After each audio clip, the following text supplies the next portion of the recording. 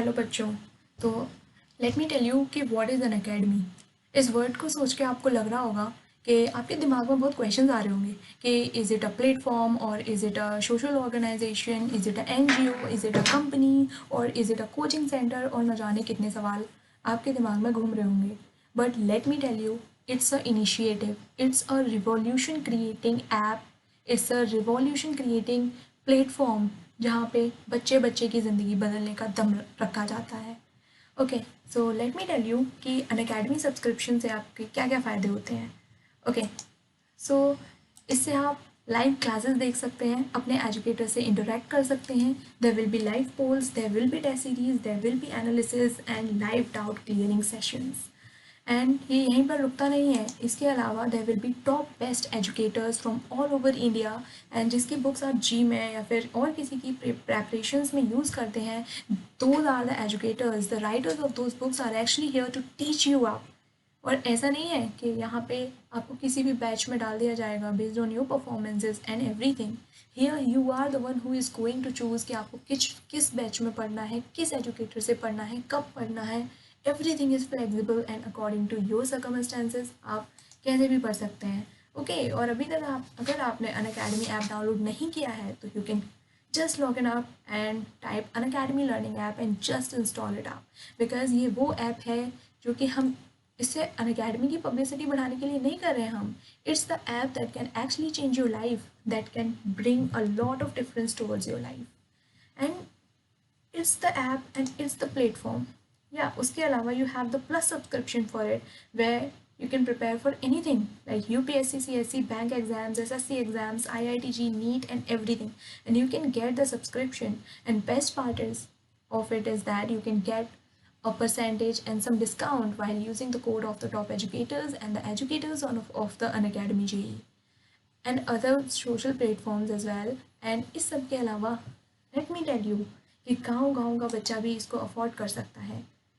अब ऐसा नहीं है कि education will be concentrated towards the hands of the people जिनके पास पैसा है या फिर जो अफोर्ड कर सकते हैं या फिर जो बच्चे जाके बड़े बड़े हॉस्टल्स में कोटाज में जाके रह सकते हैं। ऐसा नहीं है। Here you can from the access of your phone with the help of your phone, जो कि आजकल हमारे पास हर किसी के पास होता है। We all have the smartphones. आप ले सकते हो, आप इसको पढ़ सकते हो, कहीं भी एक्सेस कर सकते हो। Whether whatever is the weather, आपको बाहर नहीं जाना, कुछ भी नहीं करना। From the comfort of your home, from the comfort of your bedroom you can read it up. और जितने बार भी आपका मन करे उतनी बार वीडियो को देखिए, पॉज करिए, अपनी लेवल पे सीखिए। And the best part is कि यहाँ पे आप अपनी प्रोग्रेस को ट्रैक कर सकते हैं कि आप कहाँ पे लाई करते हैं। एंड यहाँ पे जो आपको होगा, जो भी टेस्ट सीरीज होंगी, they will be from in the same pattern जैसा कि एक्चुअल एग्ज़ाम होता है। So you can have feel, you can get habitual to it. आपका बिल्कुल टाइम के अकॉर्डिंग टाइम फ्रेम में फिक्स करके आप देख सकते हैं। Okay, and the best part that has been added to the Unacademy recently, that's the iconic subscription. Okay बच्चों, तो आइकॉनिक सब्सक्रिप्शन क्या है? यहाँ से आप जी की प्रिपरेशन और भी अदर एग्जाम्स की प्रिपरेशन भी कर सकते हैं विद योर पर्सनल कोच। अब what does it mean with your personal coach? यहाँ पे आपको पर्सनल गाइडेंस प्रोवाइड की जाएगी। One coach will be allotted to you जिससे आप कांटेक्ट कर सकते हैं, like the one we have in our physical classes. There will be IIT workshops, there will be study planners, there will be expert guidelines and there will be test analysis, जहाँ से आपको पता चलेगा कि आपको एक स्ट्रैटेजी प्रोवाइड की जाएगी and the one that you can use. And सबसे इम्पॉर्टेंट बात, it's affordable, it's within the range. And इससे अच्छी बात क्या हो सकती है कि you can access everything from just the comfort of your home. गली गली कहीं पर भी, आप कहीं भी हो, इसको यूज़ कर सकते हो। You can get it up, use the subscription and just get started. Hello बच्चों, ये इमेज स्टार्टिंग में इसलिए डाली गई है क्योंकि हम में से ज़्यादातर लोग इसको मतलब किसी भी काम को कल पर टालते रहते हैं। तो it's a lesson for you all कि ये लेक्चर स्टार्ट करने से पहले लेट्स टेक अ प्लेज कि अब से हम कोई भी काम कल पे नहीं डालेंगे। तो चलिए लेट्स गेट स्टार्टेड। सो आज के इस वीडियो में हम cleaning of food and separation of substances इस टॉपिक को पढ़ने वाली हैं। इससे पहले मैं आपसे एक सवाल पूछना चाहूँगी, जैसे कि ये देखिए, ये फ्रूट्स हैं या फिर वेजिटेबल्स होती हैं जो हम मार्केट से लेते हैं, या फिर प्लांट्स पे ये लगे होते हैं, हम मार्केट से लेते हैं, इन्हें धोते हैं और खा लेते हैं। ठीक है, लेकिन कभी कभी ये देखिए, अब ये है जैसे गेहूँ, बाजरा या फिर ये सारी चीज़ें होती हैं, हम इन्हें डायरेक्ट ऐसे कंज्यूम कर सकते हैं। जैसे पल्सेस भी होती हैं, हम उन्हें ऐसे direct consume, can we eat it directly, is it? नहीं, ऐसा नहीं होता है। इसीलिए आज हम ये जानने वाले हैं, why do we need to clean food. पहले ये क्वेश्चन हमारे दिमाग में उठता है कि हमें फूड को क्लीन करने की ज़रूरत क्यों पड़ती है। इसके दो रीजंस हैं। पहला, remove undesirable unwanted harmful components, जो भी उसमें होते हैं छोटे छोटे पत्थर या फिर कुछ भी, बहुत सारी चीज़ें होती हैं अनवांटेड चीज़ें जिन्हें हमें हटाना पड़ता है, और जिसकी वजह से हमें प्योर और यूज़फुल कंपोनेंट मिल जाता है, जिसे हम कंज्यूम कर सकते हैं और खाना खा सकते हैं, टेस्टी टेस्टी सब्जियां बना के। ओके, तो हम पहले देखते हैं प्योर सब्सटेंसेस एंड मिक्सचर्स। हमें पहले ये पता होना चाहिए कि एक्चुअल में प्योर क्या होता है और मिक्सचर क्या होता है। अब जैसे प्योर सब्सटेंसेस की बात करें हम, तो a substance which includes particles of one substance is a pure substance. इसका मतलब होता है जैसे कि हम अपने घर में देखते हैं चीनी का डब्बा, तो अब उस पूरे चीनी के डब्बे में सिर्फ चीनी ही चीनी होती है। या फिर हम नमक का डिब्बा देखते हैं तो उसमें नमक होता है। उसी तरीके से ये प्योर सब्सटेंसेस हैं, मतलब वो पूरी चीज़ एक ही उससे बना हुआ है, उसमें कोई चीज़ मिक्स नहीं है। और अगर इसी के विपरीत अगर हम मिक्सचर की बात करें, तो मिक्सचर वो चीज़ होती है जो दो या दो से ज़्यादा चीज़ों से मिलकर बनी हुई होती है। ठीक है, अब देखो, मिक्सचर जैसे कि आप देखते हो बहुत सारी चीज़ें मिक्सचर से ही बनी होती हैं, प्योर सब्सटेंसेस बहुत कम होते हैं। जैसे मिक्सचर में आप, ये एग्जाम्पल हमने लिखा है सॉइल। अब सॉइल आप देखते हो, मिट्टी कभी भी ऐसा तो है नहीं कि प्योर होती है, उसमें छोटे छोटे पत्थर होते हैं, कुछ मेटल पार्टिकल्स होते हैं, कुछ प्लास्टिक के टुकड़े आजकल मिल जाते हैं, या कुछ भी बहुत सारी उसमें छोटी छोटी चीज़ें आपको मिल जाती हैं, तो वो होता है मिक्सचर। इसके अलावा भी आप अपने घर में या डे टू डे लाइफ में इसका एग्जाम्पल देख सकते हो। जैसे कि हम जब बनाते हैं अपने घर पे, हम खीर बनाते हैं, या फिर डेली टाइम पीरियड में हम अपने घर पे चाय बनाते हैं। अब सर्दियों का मौसम आ रहा है तो हम डेली चाय बनाते हैं, तो उसमें आप देख सकते हो कि हम टी लीव्स डालते हैं, शुगर डालते हैं, जिंजर डालते हैं, वाटर, मिल्क, तो ये इन सब से मिलके एक प्रोडक्ट बनता है जो कि है टी। ओके, तो ये एक मिक्सचर होता है। नेक्स्ट आता है आपका टाइप्स ऑफ मिक्सचर्स। इसमें हम तीन चीज़ें डिस्कस करने वाले हैं कि मिक्सचर तीन तरीके के होते हैं: solid mixture, liquid mixture and gaseous mixture. Solid mixture तो जैसे कि हमने अभी बात की, जैसे हम फूड ग्रेन्स हम मार्केट से ख़रीद कर लाते हैं, तो ये मार्केट में हमने देखा होगा कि ये बहुत प्रोसेस्ड होकर आते हैं। जैसा हम टीवीज़ में भी देखते हैं कभी कभार, फैक्ट्रीज़ में और ये सब, ये काफ़ी एक लॉन्ग प्रोसीजर होता है।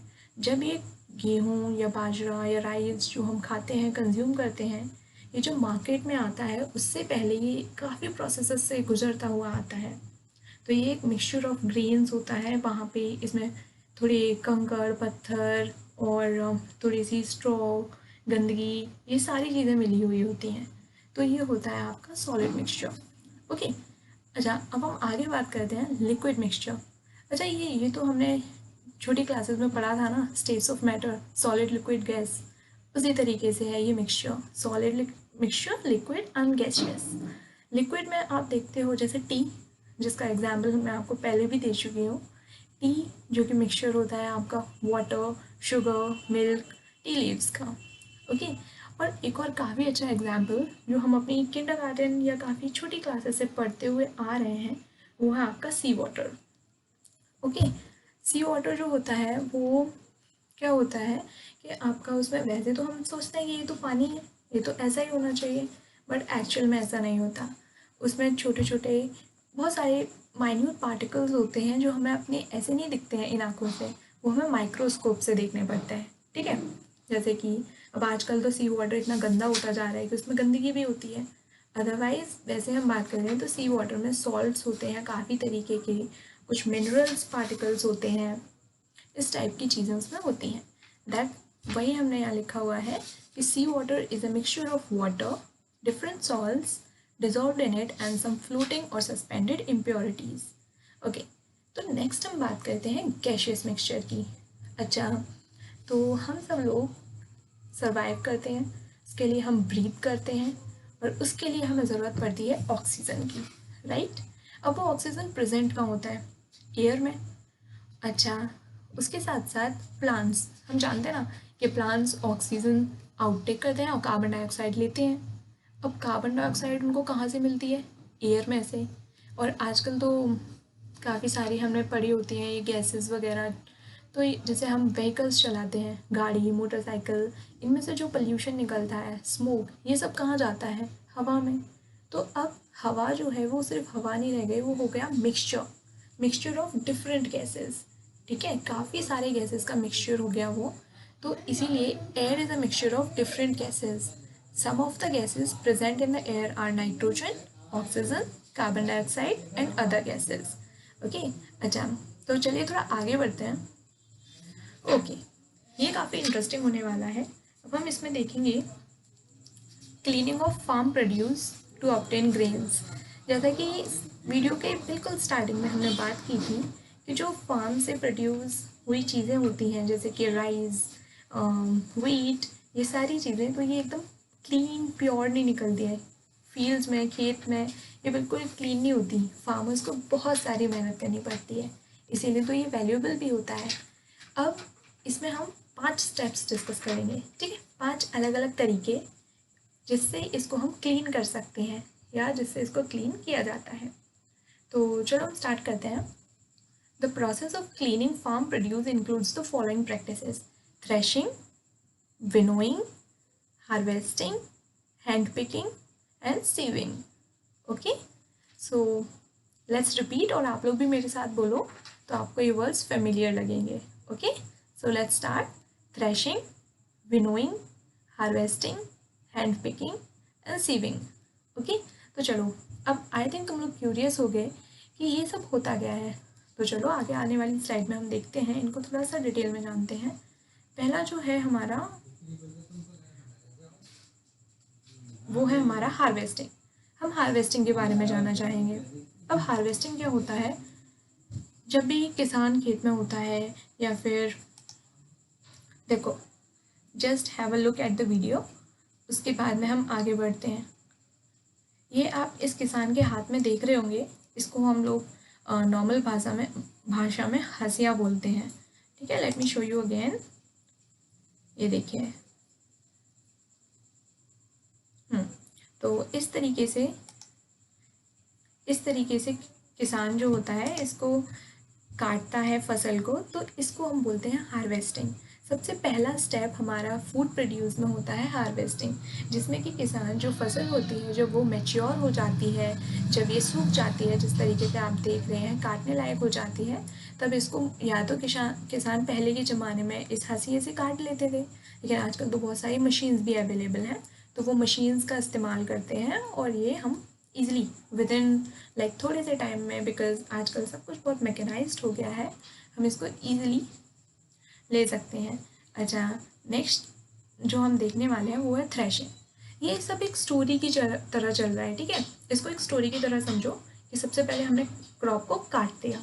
अब काटने के बाद क्रॉप में पत्तियाँ भी होंगी, और ये जो आपने देखा इसमें, ये जो आप देख रहे हो, अब इसको हम थोड़ी ना खाते हैं। Late me show you. ये जो चीज़ें हैं इस तरीके की, ये जो दिखाया गया है इसमें, तो हम इसको तो कंज्यूम नहीं करते हैं, इसलिए अब हमें इसे हटाने की ज़रूरत पड़ती है। तो नेक्स्ट हम लेते हैं थ्रेशिंग। थ्रेशिंग में क्या होता है, ये जो स्टैक्स होते हैं ना, जो उसमें से किसान ने काटे, उनके बड़े बड़े गट्टे बनाए जाते हैं। जिस तरीके से आप ये देख रहे होंगे कि ओके, जिस तरीके से आप यहाँ देख रहे होंगे, ये इनके पास हैं, ये बड़े बड़े इन्होंने ऐसे स्टैक्स बना रखे हैं। तो इनको फिर ये किसी भी हैवी ऑब्जेक्ट के सहारे से इसको पटकते हैं काफ़ी ज़ोर ज़ोर से, जिससे क्या होता है कि उसमें से आपका जो गेहूँ है या बाजरा है या आपका जो भी मटेरियल है, जो भी फूड ग्रेन्स हैं, वो बाहर आ जाते हैं और बाकी का ये स्टैक बाहर निकल जाता है, जिसको कि आप काउज़, बफेलोज़ कंज्यूम कर लेते हैं या फिर अकॉर्डिंगली इसका यूज़ कर लिया जाता है। ठीक है, अब जैसे कि आप ये देखेंगे, stacks of dried harvested crop are threshed against a hard surface of a slab of rock. ये जो इससे है ना, इस पे मारा जाता है। Threshing stocks and husk get broken into small pieces called chaff. ये छोटे छोटे पीसेस में टूट जाते हैं और फिर हम उनको चैफ कहते हैं। ओके, तो अभी तक हमने दो चीज़ें पढ़ी, हार्वेस्टिंग एंड थ्रेशिंग। तो चलिए नेक्स्ट वीडियो पे बढ़ते हैं, वो है हमारा विनोइंग। अब हमने बड़ी क्रॉप को काट भी लिया, उसको उसमें से मटेरियल अपने जो फूड ग्रेन्स हैं उनको अलग भी कर लिया, ठीक है। अब क्वेश्चन जो हमारे सामने है वो है कि उसको और साफ़ तो करना है ना। हमारे यहाँ जो फूड ग्रेन्स आते हैं वो कितने क्लीन होते हैं, और अभी तो उसमें कूड़ा गंदगी अवेलेबल है, तो हमें उसको क्लीन करना है। तो अब नेक्स्ट स्टेप होता है हमारा विनोइंग। विनोइंग में क्या होता है, जैसे कि आप इस इमेज में देख रहे हो, इस इमेज में देखो ये फार्मर है, ठीक है। तो इसमें फार्मर जो होता है वो विंड की तरफ अपना फेस करके खड़ा होता है। In this farmer stands on a high platform facing the direction of the wind. वो क्या करता है, एक कोई बड़ा सा बर्तन लेता है जैसे इन्होंने ले रखा है, और उसके बाद में वो विंड की तरफ खड़ा हो जाता है, और फिर उसमें जो भी मटेरियल जो हमने देखा था अभी पुरानी वाली स्लाइड में, या ये जो मटेरियल ये जो नीचे आ रहा है ना, ये इसको फिर वो इसमें भरते हैं, इसमें भर लेते हैं। और एक ये ऊंचे प्लेटफॉर्म पे, जैसे आप देख रहे हो ना, यहाँ पे किसी ऊंची सी जगह पे खड़े होते हैं और उसमें भर के उसको डालते हैं। तो जब वो उसको अपने हाथों से डालते हैं तो क्या होता है कि जो हैवी हैवी पार्टिकल्स होते हैं वो वहीं गिर जाते हैं जहाँ से वो डाल रहे हैं उसके नीचे। जैसे आप देख रहे हो ये नीचे इकट्ठा होता जा रहा है, ये ग्रेन्स है। और बाकी का जो कुछ भी वेस्ट प्रोडक्ट होता है, या फिर जो आपने देखा लास्ट वीडियो में, ये जो इसके साथ में मटेरियल आता है ना, इसके टुकड़े इस चीज़ के, उसको बोलते हैं हम हस्क। तो वो हस्क जो है हवा की वजह से थोड़ा दूर जाके गिर जाता है। तो अब हमारा जो फूड ग्रेन्स हुए वो थोड़े से क्लीन हो गए, ठीक है। तो वही यहाँ पे बताया गया है कि in this farmer stands on a high platform facing the direction of the wind, releasing the mixture of releasing the mixture, grains being heavier fall under the winnow, straw and chaff being lighter are blown a little away by the wind। हवा के झोंके से, हवा जो तेज चल रही है उसकी वजह से वो जो हस्क है वो दूर जाके गिर जाता है। ओके, नेक्स्ट हमारा है, जहाँ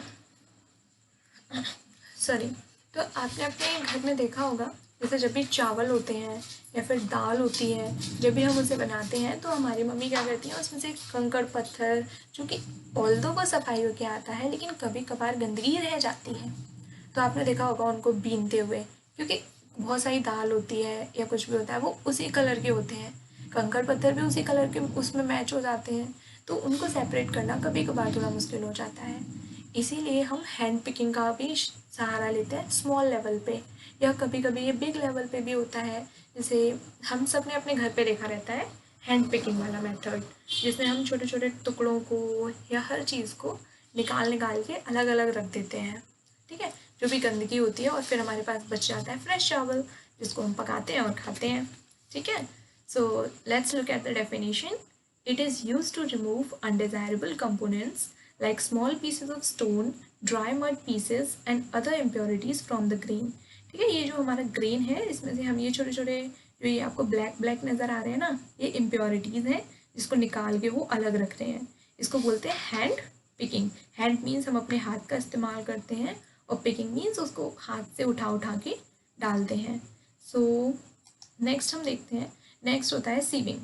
ओके, पहले आप ये वीडियो देखिए, इसमें आपको क्या नज़र आ रहा है, ये एक छलनी है जिसमें उन्होंने कुछ डाला, उसको छान के प्लेट पे लेकर आए, ठीक है, ये देखो।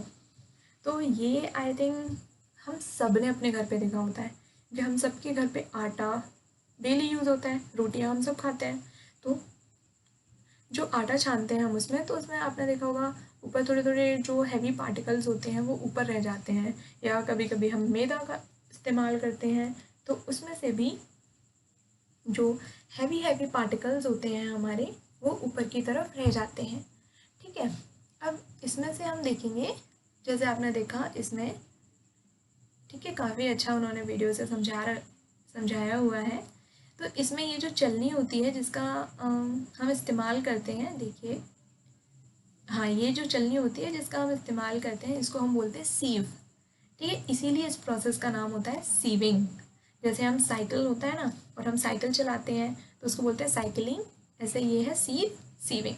ठीक, इसमें जैसे कंपोनेंट्स ड्राई होते हैं और थोड़े बहुत उनके साइज़ में डिफरेंस होता है, तो इसमें हम क्या करते हैं, हमने जैसे आटा को डालते हैं हम, या फिर आप कोई भी चीज़ ले लो, जैसे सपोज़ आपने आटा लिया और आटा में आपकी थोड़ी सी मिट्टी मिल गई, वो सॉरी, जैसे आटा में आपके थोड़े थोड़े स्टोन्स पार्टिकल्स या कुछ राई के दाने या कुछ जैसे चीनी वगैरह ऐसी चीज़ें मिल गई, जो कि क्या है, दोनों ही ड्राई मटेरियल हैं। और छलनी आपने देखा होगा बहुत फाइन उसमें छेद हो रहे होते हैं, बहुत छोटे छोटे। तो उससे क्या होता है, जब भी आप उसमें आटा डालते हो और फिर आप जब उसको हिलाते हो तो आटा जो है बहुत पतला होता है, उसके पार्टिकल्स और थोड़े छोटे छोटे होते हैं, तो वो उस छलनी में से निकल के नीचे गिर जाते हैं, और जो पार्टिकल्स ऊपर रह जाते हैं वो एक्चुअली होते हैं आपके चीनी के दाने, जो कि उस छलनी के छेद से थोड़े बड़े बड़े होते हैं, जो उसमें से निकल नहीं पाते हैं। ओके, सो अब हम देखते हैं सीविंग, एक बार हम इसकी डेफिनेशन देखते हैं। इसमें है हमारा, it is used when components of a mixture are dry and of different sizes. ठीक है, हमने अभी यही पढ़ा कि ड्राई होते हैं और अलग अलग साइज़ के होते हैं। Sieve is a utensil with perforated bottom through which the particles smaller than the size of the pore on the sieve pass through and the bigger particles are left behind. ठीक है, जो बड़े बड़े वाले particles होते हैं वो ऊपर रह जाते हैं और बाकी के पार्टिकल्स जो हैं वो नीचे आ जाते हैं। ओके, तो अब हम आगे बढ़ते हैं और जिसमें कि हम देखेंगे अब separation of substances from mixtures. लेकिन एक बार हमने जो कुछ भी अभी तक पढ़ा हुआ है उसको एक बार रिवाइंड कर लेते हैं। हमने 5 मेथड्स पढ़े हैं, जिसमें हमने पढ़ा threshing, winnowing, harvesting, hand picking and sieving. ये सारे वो मेथड्स थे जिसमें हमने छोटी लेवल पे किया, या फिर मतलब हमारे पास जो पार्टिकल्स आए या हमारे पास जो फिनिश्ड प्रोडक्ट आया वो बहुत ज़्यादा क्लीन नहीं था, उसमें कुछ कुछ इम्प्योरिटीज़ रह जा रही थी। तो अभी लेकिन हमारे पास जो आता है सुपरमार्केट्स में, जो हम ख़रीदते हैं, वो एक्चुअली बहुत ज़्यादा फाइन क्लीन होता है। तो उसके लिए हमारे पास कुछ एक फर्दर प्रोसीजर्स भी होते हैं, फर्दर प्रोसेस होती हैं जिनका हम सहारा लेते हैं। तो उसमें से कुछ हैं जिनको हम अभी देखेंगे, वो है हमारा separation of substances from mixtures. Okay, तो हम इसमें 5 मेथड्स देखेंगे और ये सारे मेथड्स आप अपने घर पे भी ट्राई करके देख सकते हैं। ये इसकी खासियत है एक्चुअली। स्मॉल स्मॉल लेवल पे आप छोटी छोटी एक्टिविटीज़ करके इसको अपने घर पे देख सकते हैं। अच्छा, सबसे पहला मेथड हम देखेंगे floating and sinking method. Okay, तो फ्लोटिंग एंड सिंकिंग मेथड में सी, जैसे कि आप इस इमेज में आपको दिख रहा है, ये है पानी।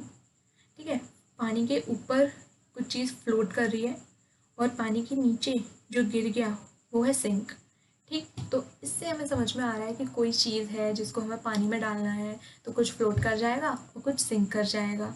ठीक, जैसे कि आपने, अच्छा, डेली लाइफ से एग्जांपल लेते हैं, जैसे पानी, जैसे बरसात होती है, ठीक है, तो हम, या फिर बहुत तेज़ हवाएं चलती है मिट्टी वाली, तो उसमें क्या रहता है, अगर हमने पानी रखा हुआ है या कुछ भी, तो हैवी हैवी पार्टिकल्स या हम स्टोन्स अगर पानी में डाल देते हैं तो वो नीचे सिंक होके आ जाते हैं। लेकिन जो कुछ भी हल्का फुल्का पत्तियाँ वत्तियाँ होती हैं या हल्की फुल्की मिट्टी विट्टी होती है या उस टाइप का मटेरियल, वो ऊपर रह जाता है, वो फ्लोट करता रह जाता है एक्चुअली। तो वही है, ये बिल्कुल सेम टू सेम, बस ऐसा है घर पे हम अपने छोटे लेवल पे इसका यूज़ करते हैं और यहाँ पे इसका बड़े लेवल पे यूज़ होता है। See, this method is use to separate each of the two components from a mixture, both being solid but one floats and the other sinks in water. ठीक है, इसमें क्या रहता है, एक पार्टिकल जो होता है आपका ऊपर फ्लोट करता रह जाता है और एक पार्टिकल आपका नीचे बैठ जाता है। अच्छा, जैसे फॉर एग्ज़ाम्पल अगर मैं आपको बताती हूँ, हमने देखा होगा काफ़ी टाइम, जैसे अगर हम पानी होता है और उसमें अगर हम ऑयल डाल देते हैं तो हमारा ऑयल ऊपर ही रह जाता है, वो नीचे नहीं आता। या फिर आपने कभी ट्राई किया हो तो जो स्कूल में चॉक आती है जिससे ब्लैक बोर्ड पे लिखते हैं, उस चॉक को जब आप पीस लेते हो और उसको वाटर में डालते हो तो उसमें भी क्या होता है, वाटर में वो सॉल्यूबल नहीं रहती है, ऊपर नीचे रह जाती है। ठीक है। अब अच्छा, तो एक सिंपल सी एक्टिविटी करके देखते हैं हम। आप थोड़ा सा एक बीकर लेना और उस बीकर में आप थोड़ी सी वाटर लेना और वाटर में थोड़ी सी मिट्टी घोल देना। ओके, लेकिन मिट्टी को फिर ऐसे डालना और चम्मच से घोल देना। कुछ समय रुकना तो आप देखोगे कि वो जो मिट्टी है वो नीचे की तरफ रह जाएगी। ठीक है, और पानी ऊपर रह जाएगा। तो इस तरीके से पानी और मिट्टी आपके अलग अलग हो जाते हैं। तो बिल्कुल वही है, बस हम इसको थोड़े बड़े लेवल पे यूज़ करते हैं। ओके, नेक्स्ट है आपका लोडिंग। ये बहुत ही इंटरेस्टिंग है, आप इसका इस्तेमाल कर सकते हो। एक अच्छा, नेक्स्ट टाइम आप अपने पेरेंट्स को या अपनी मम्मी को सरप्राइज़ कर सकते हो जब भी उनको ज़रूरत पड़े इन मेथड्स का इस्तेमाल करके। ओके, अच्छा लोडिंग क्या होता है इसमें? अच्छा, उससे पहले मैं आपको एक बात बताना चाहूँगी। ये आप देख रहे हो, ये रेड रेड कलर का एक मटेरियल आपको है नज़र आ रहा है, जिसके आगे लिखा हुआ है एलम। ठीक है, अब ये एलम क्या होता है आप सोच रहे होगे। ये एलम होता है एक्चुअली फिटकरी, जिसको हम सब लोग जानते हैं, बट इसमें थोड़ा टेक्निकल वर्ड दिया हुआ है। तो अब से आपने एक नई चीज़ लर्न की है जो कि है एलम। एलम मीन्स फिटकरी। ओके, तो क्या करना होता है आपको, जैसे कि कभी कभार वैसे तो मिट्टी मिल जाती है, नीचे बैठ जाती है, लेकिन कभी कभी ये प्रोसेस जो होती है बहुत स्लो होती है, मतलब इसको होने में बहुत ज़्यादा टाइम लग जाता है या कुछ भी। तो उस समय हम इस चीज़ का इस्तेमाल कर सकते हैं जो कि होती है आपकी एलम। आप एलम डालो उसमें और आपने ये देखना है, जैसे आप इसको हिला रहे हो मिला रहे हो ना थोड़ा सा, तो ये जो प्रोसेस है एक्चुअली ये प्रोसेस को बहुत ज़्यादा फास्ट कर देती है और आपकी मड नीचे रह गई और आपका क्लीन वाटर जो है वो ऊपर आ गया। ठीक है, so this is what is been written here. It is the process to expedite sedimentation, especially of fine particles of impurities such as dust particles which remain suspended in water for long. ठीक है, क्योंकि dust particles या जो बहुत ही महीन type की मिट्टी होती है जो नहीं बैठ पाती है, तो उसके लिए हम इसका इस्तेमाल करते हैं जिससे हमारी प्रोसेस थोड़ी सी फास्ट हो जाए। ओके, नेक्स्ट है आपका इवेपोरेशन। इवेपोरेशन ज़्यादातर हम सब ने देखा होता है, हम अपने घर पे भी इवेपोरेशन का काफ़ी ज़्यादा इस्तेमाल करते हैं। तो बस ये है कि ये प्रोसेस वहाँ पर थोड़े से बड़े लेवल पे यूज़ होती है। अच्छा, तो एक मिनट वीडियो को पॉज करो और ज़रा अपने दिमाग पे थोड़ा सा जोर डालो और सोचो कि इवेपोरेशन जो है हम कहाँ पे देखते हैं, मतलब कहाँ पे ये हमारे डेली लाइफ में यूज़ होती है, या फिर इसका इस्तेमाल मतलब कौन सी जगह हो सकता है। ठीक है, ओके, तो इवेपोरेशन एक्चुअली होता है, इसका बहुत ही सिंपल एग्जांपल है आपका सॉल्ट। जो आपका सॉल्ट बनता है, अगर मैं आपको बहुत ही सिंपल लैंग्वेज में समझाऊँ, तो जो सॉल्ट हम अपने घर में यूज़ करते हैं, जो बड़े बड़े डेले में आता है, उसका एक्चुअली क्या होता है, सी, जैसे हमने प्रीवियस एग्जाम्पल में देखा था कि सी वाटर जो है, जब हम मिक्सचर पढ़ रहे थे तब हमने देखा था कि सी वाटर जो है मिक्सचर होता है। ठीक है, डिफरेंट डिफरेंट सॉल्ट का, मिनरल्स का, तो सॉल्ट एक्चुअली हमें वहीं से मिलता है। हाँ, अब आप सोच रहे होंगे कि घर के पानी में भी सॉल्ट होता होगा। एग्जैक्टली, घर के पानी में भी सॉल्ट होता है, बट जो सॉल्ट की क्वांटिटी होती है वो डिफ़र करती है दोनों में। वहाँ पे बहुत ज़्यादा होती है और यहाँ पे बहुत कम। तो यहाँ से आप बहुत सारे पानी में से निकालोगे ना तो थोड़ा सा सॉल्ट निकलेगा। तो एक्चुअली आपको इसमें क्या करना होता है, जैसे कि हम पानी को इकट्ठा करते हैं और उसके बाद जब हम उस पानी को इवेपोरेट करते हैं, जैसे आपको यहाँ दिख रहा है, ये हमने एक बर्नर रखा हुआ है और ये एक स्टैंड है जिस पे कि हमने ये रखा हुआ है, और ये आप देख रहे हैं बीकर है जिसमें हमने पानी भरा हुआ है, और ये इस तरीके से ये पानी जो है धीरे धीरे करके जैसे ये गर्म होता जा रहा है तो ये पानी ऊपर की तरफ इवेपोरेट होता जा रहा है। ठीक, और यहाँ पे जो है जब ये नहीं है तो पानी इवेपोरेट नहीं हो रहा। तो एक्चुअली जब पानी इवेपोरेट हो जाता है तो आपकी जो सी वाटर होता है उसमें से जो बचता है वो होते हैं सॉल्ट्स, सॉल्ट के पार्टिकल्स। ओके, तो हाँ, इसको तब लिया जाता है ज़्यादातर, मतलब ये यूज़फुल जब रहता है when you use it like rapid when there is wind, क्योंकि हवा होगी पानी जल्दी जल्दी उड़ जाएगा। और इनफैक्ट बहुत ज़्यादा तेज़ इसका प्रोसेसर तब हो जाता है जब आप इसको हीट करते हो, गर्म करके ये और जल्दी जल्दी होता है। ओके, नेक्स्ट है आपका मैग्नेटिक सेपरेशन। अब मैग्नेटिक सेपरेशन क्या होता है? अच्छा, ये तो हम अपने घर में बचपन में काफ़ी खेलते हैं। हमने लिया मैग्नेट और उसको हम गेट पे लगाते हैं, या कभी कभार हम वो जो स्टैपलर पिन्स होती हैं उनको उससे जोड़ते हैं या कुछ भी। तो ये होता है आपका मैग्नेटिक सेपरेशन, जिसमें आप क्या करते हो, कभी कभार आपने नोटिस किया होगा जैसे घर में दाल आती है या वीट आते हैं तो उसमें कभी कभार चोबे या छोटे छोटे आयरन पार्टिकल्स एक्चुअली आ जाते हैं। तो उन आयरन पार्टिकल्स को निकालने का क्या तरीका होता है, ये इससे बेटर मेथड क्या हो सकता है कि आप एक बड़ा सा आयरन लो और उस बड़े से आयरन को बहुत बड़ा सा, जैसे आपने सपोज़ एक बहुत बड़ी सी जगह में आपने अपने राइस फैला रखे हैं और एक बड़ा सा आयरन आपने लगाया, तो सारा जो कुछ भी उसमें आयरन पार्टिकल्स, सॉरी आपने मैग्नेट लगाया तो सारा आपका आयरन पार्टिकल्स उसमें से ऊपर चिपक जाएगा और आपका मटेरियल नीचे जो है वो आपको मिल जाएगा। तो ये वही है मैग्नेटिक सेपरेशन। देखिए हाँ, ये तब आप इस्तेमाल कर सकते हो जब एक जो है आपका मेटालिक प्रॉपर्टीज़ हो, उसमें मैग्नेटिक मेटल्स में आपकी मैग्नेटिक प्रॉपर्टीज़ हो, और दूसरा जो मटेरियल हो उसमें नॉन मैग्नेटिक प्रॉपर्टीज़ हो।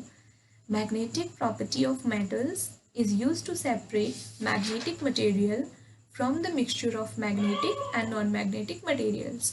ओके, तो इस तरीके से ये दोनों चीज़ें अलग अलग हो जाती हैं। तो नेक्स्ट टाइम जब भी आपको ऐसा लगे तो फटाक से ये वाला सोल्यूशन बताइएगा कि हम आयरन पार्टिकल्स को मैग्नेट के इस्तेमाल से हटा सकते हैं। ओके, या ये आता है हमारा सबसे बेस्ट, जिसको हम हमेशा अपने घर पे देखते हैं, चर्निंग। आपने देखा होगा हम मिक्सी चलाते हैं या फिर जब भी गर्मियाँ आती हैं हम सब लोग लस्सी पीते हैं, राइट। हम क्या करते हैं उसमें दही डालते हैं, उसको फटाफट चला देते हैं मिक्सी में डाल के। तो आपने देखा होगा एक फोम जैसा पार्टिकल है ना, मक्खन जैसा, बटर जैसा पार्टिकल ऊपर आ जाता है वो चीज़, और बाकी का हमारा जो मट्ठा रहता है, लस्सी होती है, वो नीचे रह जाती है।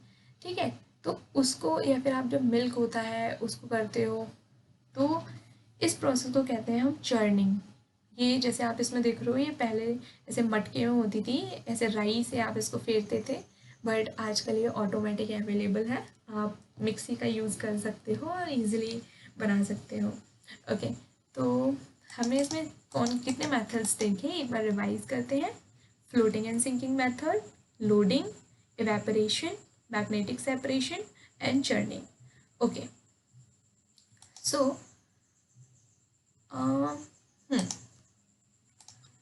अब आ जाता है प्रैक्टिस टाइम। अब हमने जो कुछ भी सीखा उसके हम कुछ क्वेश्चंस प्रैक्टिस कर लेते हैं जिससे हमें ये याद रहे।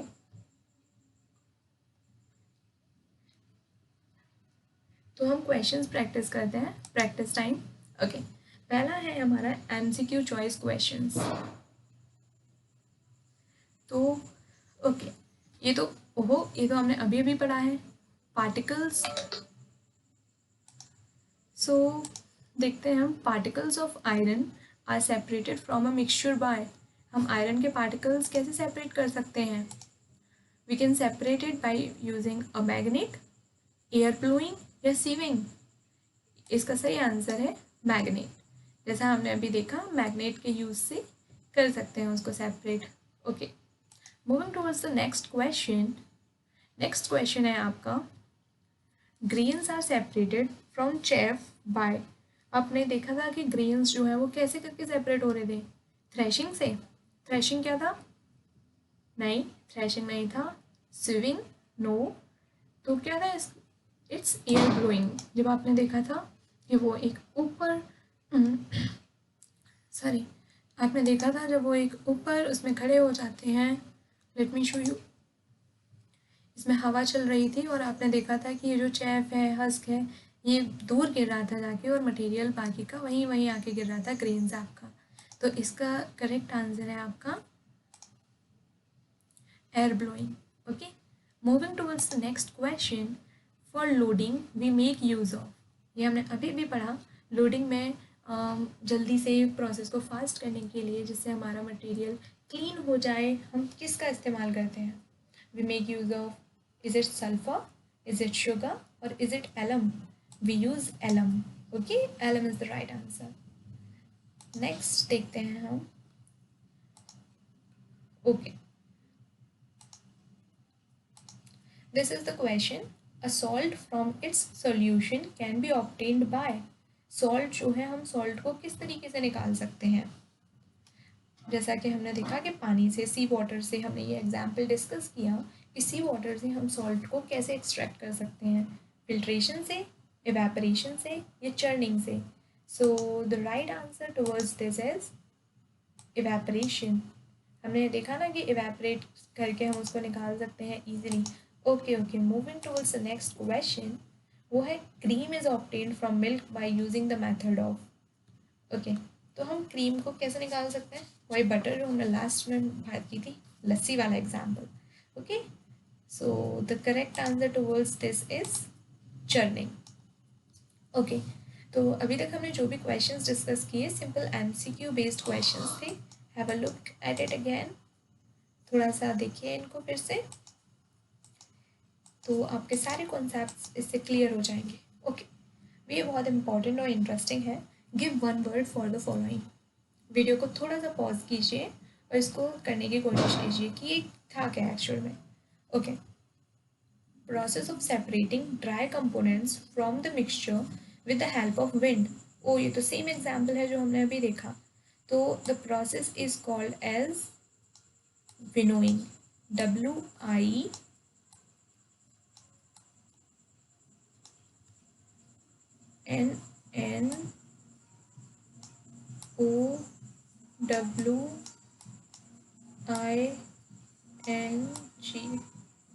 आई am really sorry for the bad handwriting. और ये आई है, उसके बीच में स्पेस नहीं रहेगा. ठीक है, तो the process is known as winnowing. Okay, next question. I think आप लोग एंजॉय कर रहे होंगे. So next question is process of separating impure component from a pure one by hand. Okay, अब इसका एक जो इम्पॉर्टेंट हिंट मिल जाता है आपको वो है हैंड. हैंड का हमने क्या प्रोसेस डिस्कस किया था? That was hand. Yeah, absolutely correct. That was hand picking. Okay, hand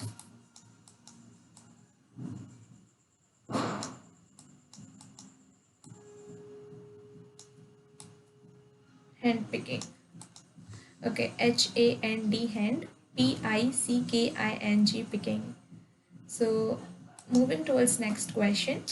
Name the method used for separating fine sand particles from grains. Fine sand particles को हम जब ग्रेन से हटाते हैं तो उस प्रोसेस को हम क्या कहते हैं? Okay, let me show you the slide once again. हाँ, ये आपने देखा था ना, फाइन पार्टिकल्स को जब हम हटा रहे थे उससे तो हम उसको क्या बोल रहे थे? Sieving. Exactly, absolutely correct answer. Fine sand particles from grains, इसको हम बोलते हैं सीविंग. इसमें क्या होता है, आपका जो वहाँ एग्जाम्पल बिल्कुल अलग था. वहाँ पे जो आपका वेस्ट प्रोडक्ट था वो ऊपर रह जा रहा था और आपको जो आटा चाहिए था वो नीचे आ रहा था, फ्लोर. लेकिन इस केस में आपको सैंड नहीं चाहिए, आपको ग्रेन्स पार्टिकल्स चाहिए. तो इसलिए ग्रेन्स ऊपर आ जाएंगे और जो सैंड पार्टिकल्स हैं वो नीचे से निकल जाएंगे. Okay, so the spelling is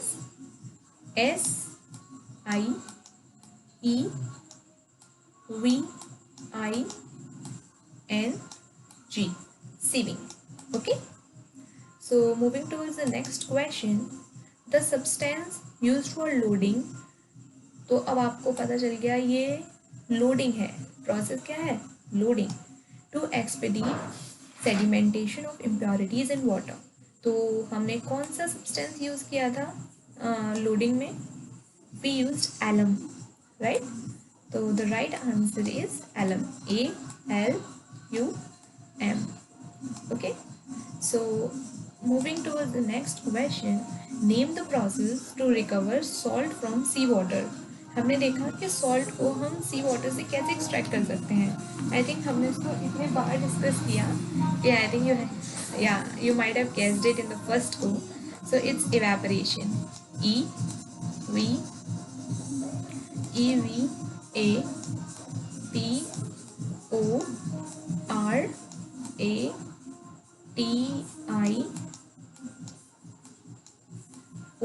EVAPORATION.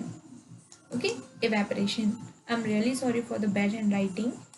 Okay, so let's revisit the questions once again. So this was winnowing and hand picking, sieving, alum and evaporation. Okay, this is the very interesting questions. इसमें what you have to do is strike out the wrong word from the following. Okay, आपको इसमें से जो ये you can see this, जो आपको ये words दिए हैं ग्रीन में, ये आपके एक्चुअली ऑप्शंस हैं और आपको अब यहाँ से निकालना है that which one is the, आपको राइट पे क्लिक नहीं करना है, वो आपसे पूछ रहा है strike out the wrong word from the following. Okay, so you have to strike out the wrong word because कभी कभी क्वेश्चंस आते हैं जहाँ पे हम क्वेश्चंस को मिस इंटरप्रेट कर देते हैं और एग्जाम्स में गलत आंसर लगा आते हैं. एंड और ये तब भी होता है जब हमें आंसर्स पता होते हैं. So it's really a very frustrating situation. Okay, so just emphasise on this wrong word. We have to strike out the wrong word. So okay, so grains from chaff is separated by the process of, किस प्रोसेस से वो हमने उसको clean किया था? Is it's winnowing, but we are not suppose to make a tick on this winnowing. No, हमें इसको क्रॉस करना है because decantation was not the process. Okay, same question is this, iron is separated from crystal sugar by, आप अब यहाँ पे आप देखोगे दो चीज़ें हैं, एक है आपका आयरन और वो किसके साथ मिला हुआ है, वो मिला हुआ है आपका क्रिस्टल शुगर के साथ. ओके, अब आयरन जो है उसके पास मैग्नेटिक प्रॉपर्टीज़ है. मैग्नेटिक प्रॉपर्टीज़ का मतलब है कि वो मैग्नेट जब आप उसके पास लाओगे वो उससे चिपक जाएगा, लेकिन शुगर के पास तो ऐसा कुछ भी नहीं है, राइट? सो